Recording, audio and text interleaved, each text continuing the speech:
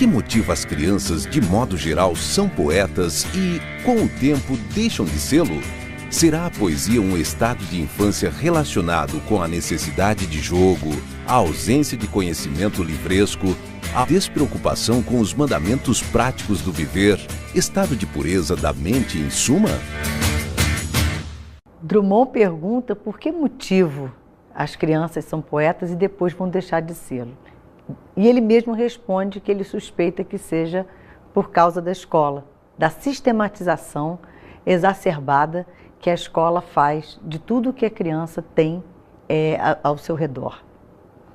É interessante que essa sistematização, ela começa já a ser preocupação na educação infantil. E aí é onde as crianças estão ainda nessa experimentação, né? Nessa experimentação da vida, nessa experimentação desse ser poético. Então nós vamos hoje, essa aula de hoje, nós vamos estar ampliando um pouco essa discussão do Drummond sobre a literatura, esse espaço da poesia, o espaço do texto literário. Então nós vamos discutir o texto literário, da sua produção à recepção. No primeiro momento da aula, nós vamos estar pensando a literatura, né? Que gênero é esse que a gente chama de literatura infantil? Vamos trazer algumas características da literatura infantil, discutir um pouco as diferenças entre poesia e prosa, e depois nós vamos estar trazendo essa discussão para dentro da sala de aula da educação infantil. Como é que é a escola, qual é a função da escola nesse trato, nesse trabalho com a educação literária, com o letramento literário das crianças. Vamos começar então com o tema literatura infantil, que gênero é esse? É polêmico, né? O que é ou não literatura infantil? O próprio Drummond, em outro momento, ele vai perguntar se haveria necessidade da gente designar, né, especificamente literatura infantil. Afinal, literatura deveria servir para todas as idades, né?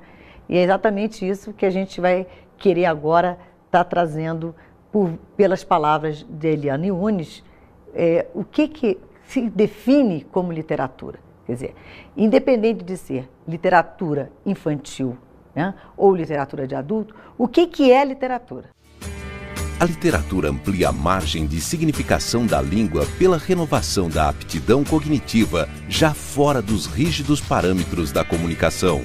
A apropriação da realidade passa por uma ótica específica, não necessariamente comprometida com o consenso, nem determinada pela decodificação imediata.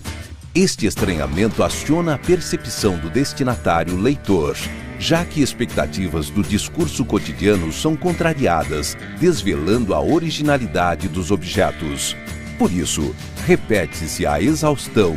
A poesia não referencia o mundo, mas o recria. A função poética é a marca da autorreferencialidade da linguagem, não enquanto código, metalinguagem, mas enquanto mensagem.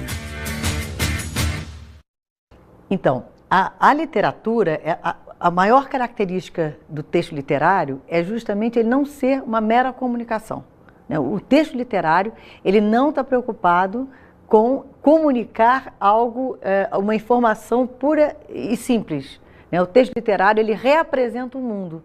Ele traz o cotidiano de uma forma singular, de uma forma que eu mesmo estranho aquele cotidiano, né? É o cotidiano que me é apresentado sob a ótica do artista que trabalha a palavra e que me permite ver o mundo de uma outra maneira. Então, eu não quero, eu não posso entender o texto literário como aquele texto que vai trazer o mundo tal qual ele é, né? Como é uma reportagem ou como é um texto informativo. Então, essa característica do texto literário, ela muitas vezes fica difusa, porque é claro que o texto ele tem que trazer informações, ele tem que trazer o surpreendente, ele tem que trazer toda uma novidade em cada pedaço da leitura. Quer dizer, há uma expectativa do leitor, né, do novo, há uma expectativa em cima daquilo que a linguagem está trazendo.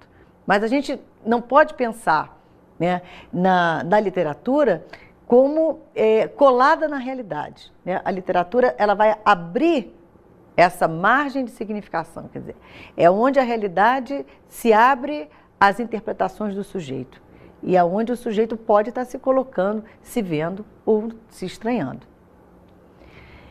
O que ocorre é que a literatura infantil ela tem uma origem num momento em que a criança também estava sendo entendida como uma categoria social distinta da do adulto. Então, ela surge, uma criança que era vista como alguém em falta, alguém incompleto em relação ao adulto. Então, essa literatura ela surge como um espaço de educação para as crianças.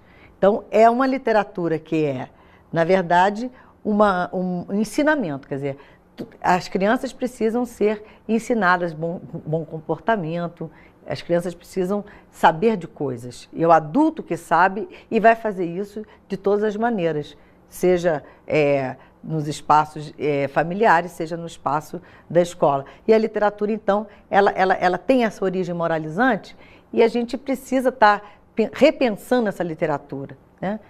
Porque a literatura ela é muito mais do que essa moral da história. Esse final da história, ele pode trazer justamente o imprevisível, né? E não aquilo que eu preciso estar fechando para dar à criança como finalização, ou como moral, ou como ensinamento.